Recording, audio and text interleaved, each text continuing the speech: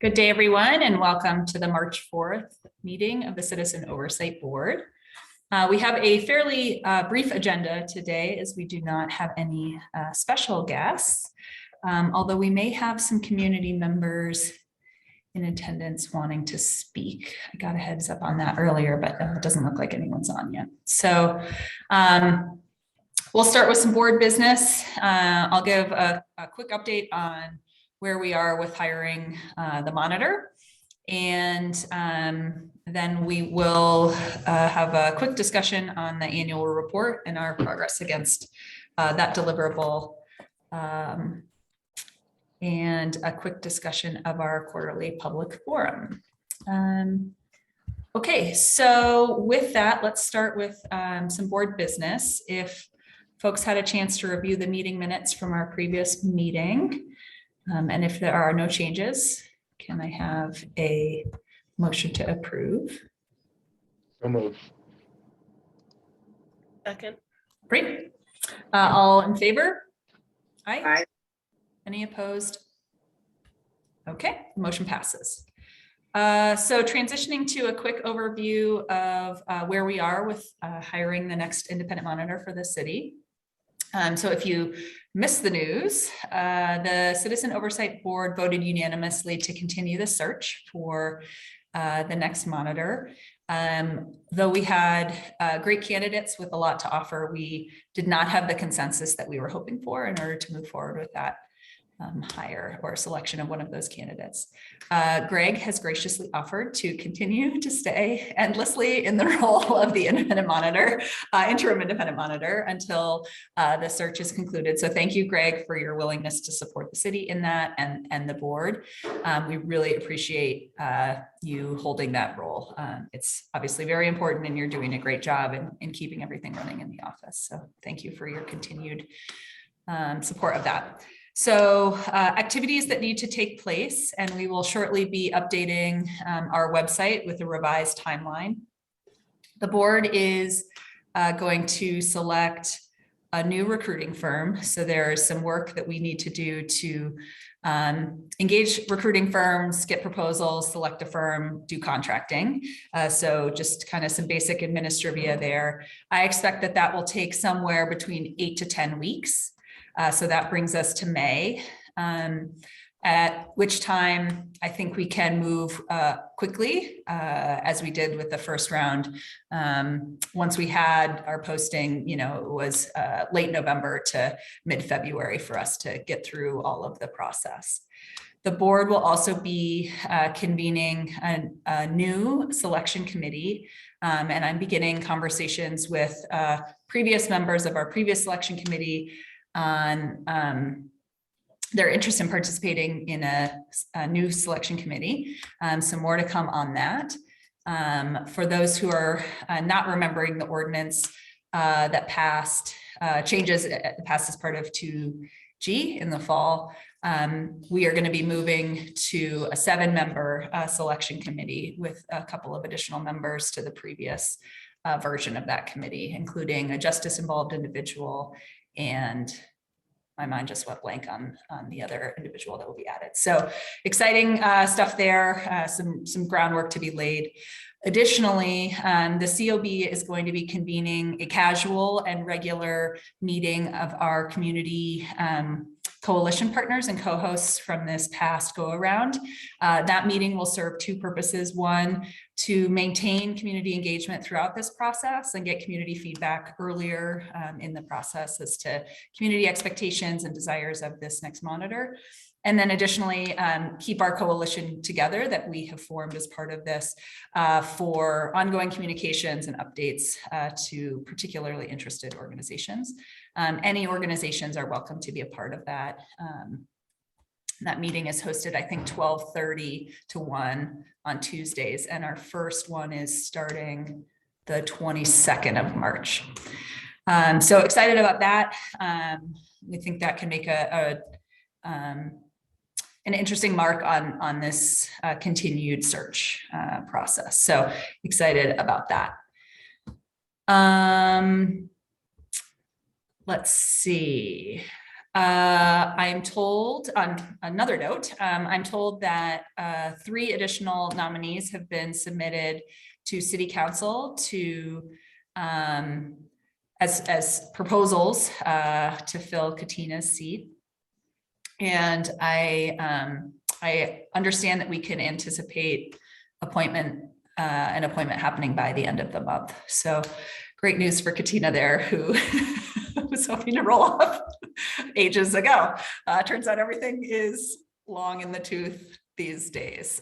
So excited about that. Just a note to community members, the Civil Service Commission, which is another city board like the COB, has a vacancy on it, and they're looking to fill that. So any community members who are interested, the commission is responsible for establishing, fostering, and maintaining a merit-based personnel system for classified service of the Denver Police and Fire Departments.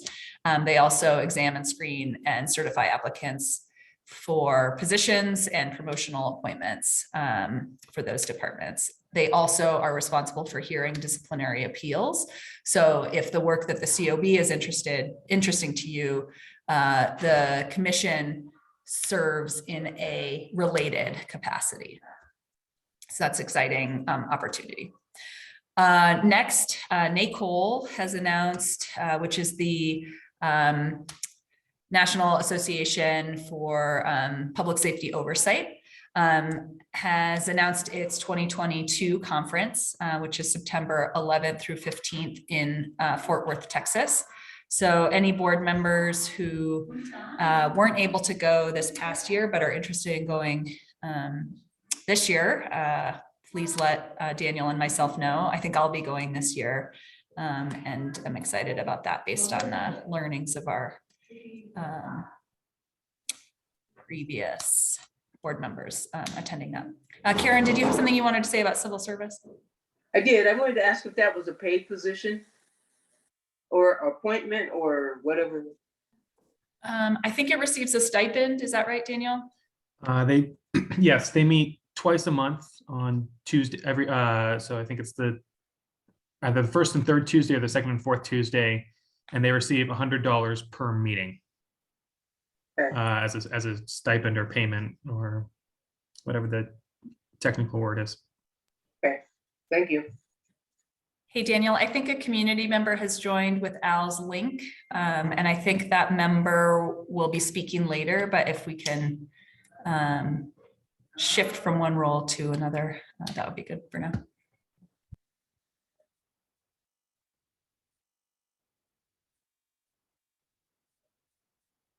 Okay, thanks for that question, Karen. Next, just a quick discussion of the annual report. So we'll attend to most of this in the exec session, and I'll just pick the board's brain now. In light of the ramp up again for recruiting activities, I need to take a step back from the annual report. And so I'm wondering if there's a board member who can help support Daniel in finishing that out. I think it's due in 10-ish days. So it shouldn't be a long exercise, but do need somebody to help with that. So we'll finalize that decision in exec session, but just wanted to put that plug out to the board for help. Okay, next item is the quarterly public forum, which is coming up at the end of March, March 23rd. And you know, a few topics that we could potentially cover in that meeting. First, the annual report, since we will have just published it. Second, updates on the search for the next monitor. And you know, continued discussion of our 2022 priorities. If you remember from a previous public forum, we kind of said what we were going to be working on this year. So worth perhaps an update to community members on that front. Any other topics or any thoughts on topics outside of those topics that we should cover? Julie, what was the date again of the next QPF? Sorry. The 23rd of March. Thank you. And Daniel, has an invite gone out to board members on that? I believe it was a while ago, but Okay, I'll re-up it. Okay, no problem. It's just too far out to even know that's a day on the calendar. So thank you for that and for being organized more than we are. Go ahead, Karen. I was gonna suggest an update on the recommendations put forth by the policing, Reimagine task Yes. force. Mhm. Okay. And would you like that from the Department of Safety or DPD? Well, yeah, I mean, they would be there. They would be the appropriate people to report on what they've been able to put in place. Okay. I meant to ask which one or both. Well, I mean, and especially since we've got a new executive director for the Department of Safety, maybe that would be his way of introducing himself to the community. Sounds good to me. Other thoughts? I just want to echo what Karen's saying. I think that makes the most sense. And I mean, I'm remembering that that department, had to undertaken, to try to engage with the task force, and they were building out a dashboard. They were, there were quite a few things that they had discussed in relation to those recommendations that it would be, I think, helpful for the community to have an update. Okay, great. So Daniel, if you can get an invite out to the director, that would be great. Any other content thoughts?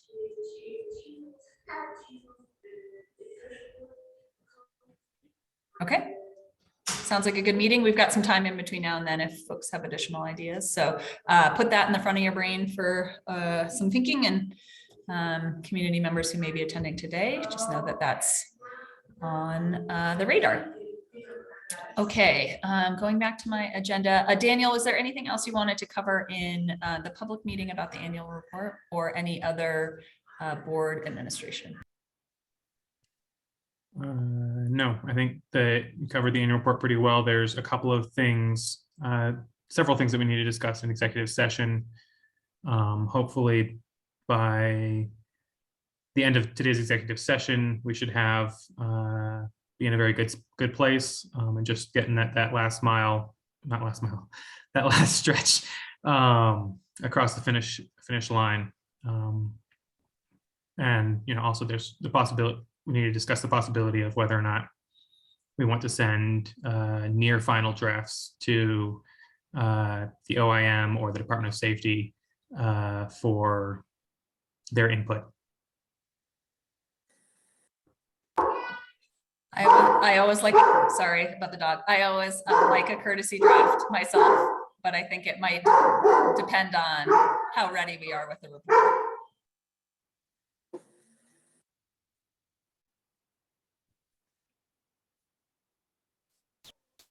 Okay, so we've got a community, let me turn over to Greg and then we'll turn it over to the community member. Greg, any updates for the public in this meeting? No, just had some stuff for executive session. So yeah, I'll open it up to the public. Okay, great. I understand that Mr. Thomas Hernandez, who is the nephew of Mr. Taylor, is now on the call. I think he's on the call under Al Gardner's name. So if we can move him back to a panelist. Mr. Hernandez, if you'd like to speak, and Daniel, if you want to change his name on there just to make sure he's appropriately recognized.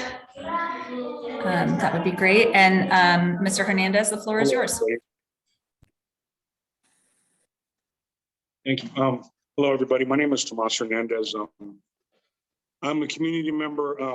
Just to give a little history background of me, I am also the executive director of Tribe Recovery Homes, a nonprofit that works directly with the city of Denver, reentry, pretrial.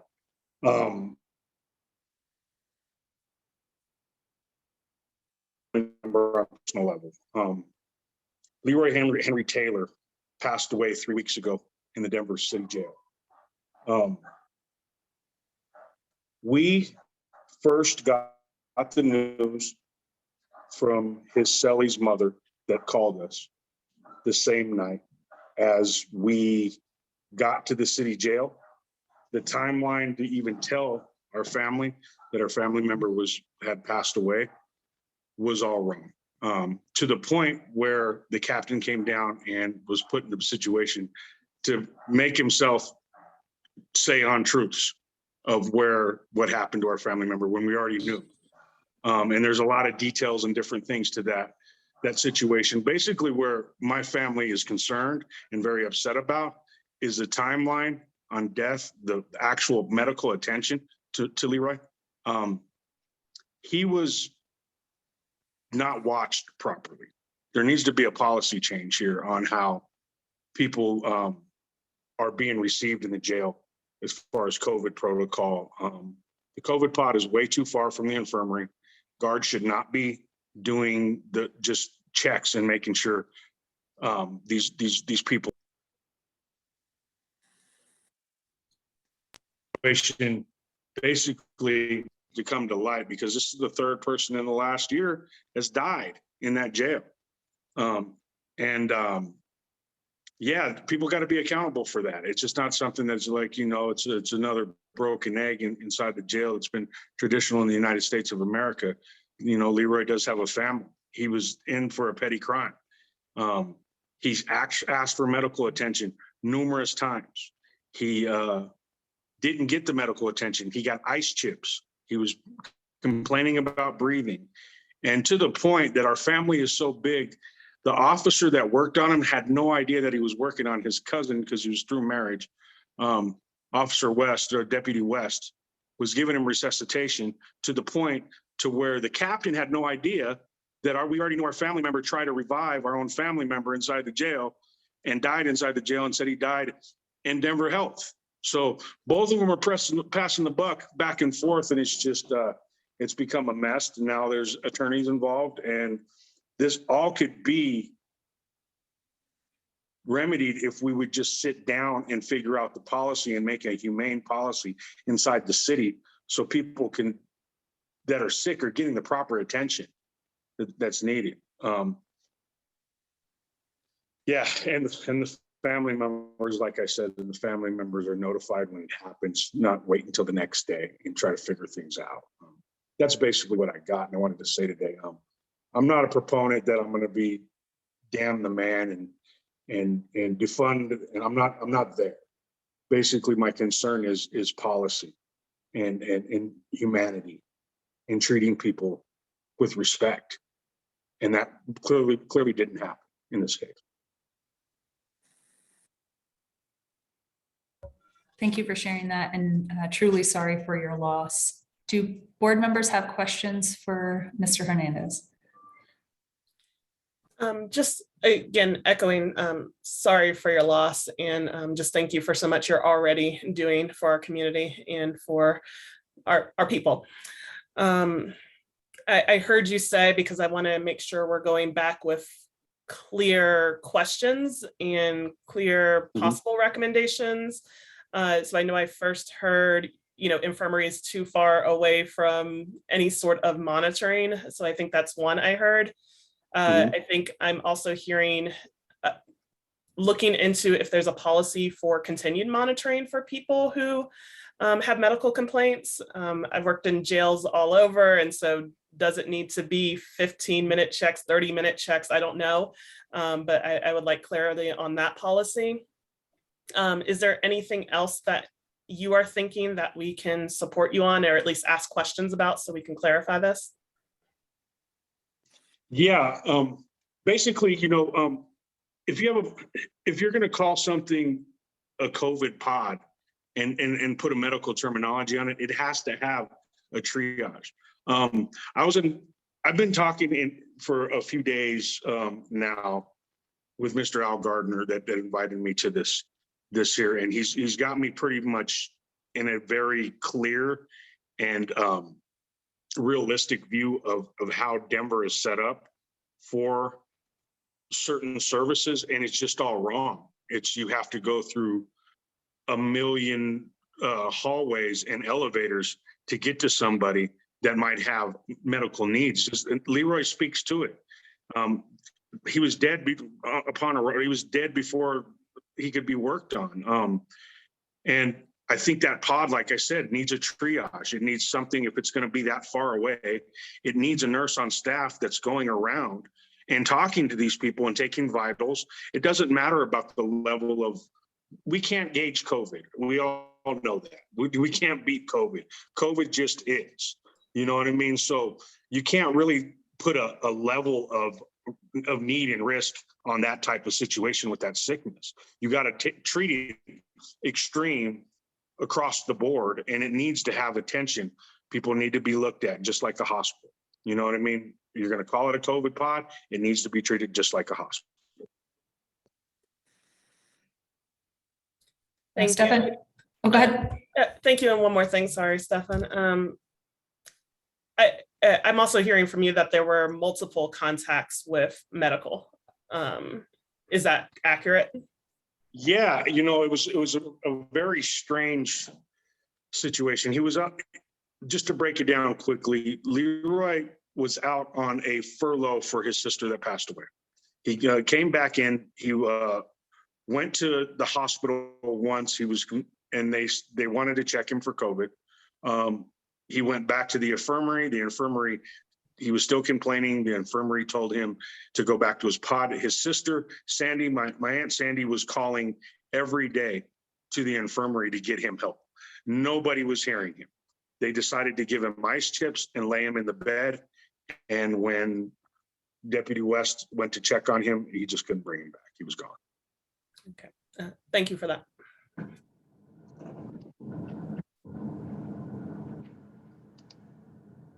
Go ahead, Stefan.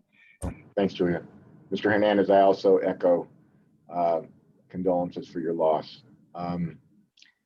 During our last citizen oversight board meeting, we met with the sheriff and we had some conversation with him about the death of Mr. Taylor. And we were told that there are 3 ongoing investigations occurring now involving this situation. One by Denver Health, one by the Administrative Investigative Unit of the Department of Safety, and one by DPD. Have you or any other family members been given any information relating to any of these investigations and any of the preliminary findings or factual findings? To the point, they have retained an attorney, and it has to go through Leroy's sons. So a lot of the information hasn't been shared through the family, just for those simple reasons to make sure that it's not being grapevined and turned into rumors and going through the community. We wanted to really keep it really controlled. So as far as the litigation piece, that's not basically what I'm speaking today, sir. It's more on policy and safety, you know, inside the jail. We do realize that those investigations are going, and it's going to get messy and it's going to take a while. And that's basically what I can answer on that. Yeah, I was just wondering if you were given any facts. You know, the one thing that occurred to us was, as you alluded to, that, you know, when was Mr. Taylor, declared to have passed away? Did that actually happen in the jail versus happening at Denver Health, that sort of thing? And I was just wondering if you or any other family member had been given more facts about the situation. That's all. But I hear you. Yeah, you know. Yeah. Go ahead. Yes, investigation wise. Okay. You're kind of cutting out. Sorry about that. It locked up. Can you guys hear me still? Yes. Yeah. Okay, sorry, it kind of locked up on me. Yeah, and basically to speak to that, I can't speak to that. We haven't got a lot of information on facts. They're just talking about they're still investigating. We haven't got any of that. But for our own investigation, I mean, it's the proof's in the pudding. We got a call within hours. He died at 4:30. We were at the front door of the jail by 9 at night. The captain had no great response to it. A family member that worked on him, we knew that he passed away there. You know what I mean? So the confirmation between Denver Health and the city jail is going to be interesting in the investigation. Who's going to take responsibility for it? You know what I mean? that's, that's nor here nor there. That's their decision. We know where he died. He died in the city jail. Thank you.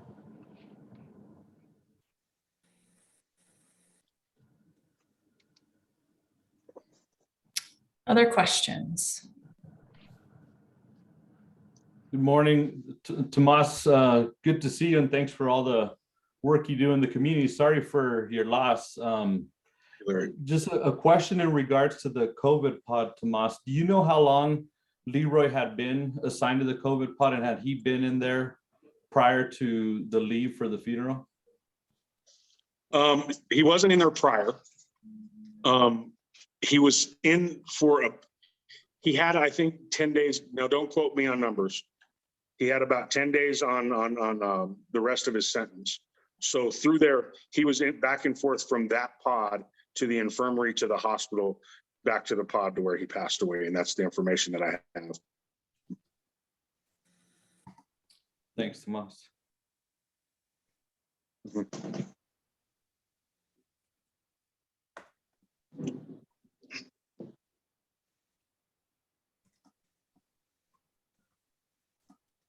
There are no additional questions. Mr. Hernandez, thank you so much for your time and commitment to getting to the root of this issue. Really appreciate you being willing to share your story here.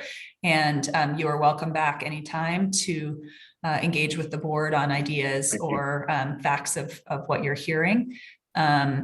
Regardless of why someone is in jail, they do not deserve to die in jail. So I'm sorry that that happened, and yeah, there's just no reason that that should have occurred. So thank you for sharing that with us. Well, I think that's all we have in terms of this public meeting. Are there any other board member questions, comments, discussion topics for this forum?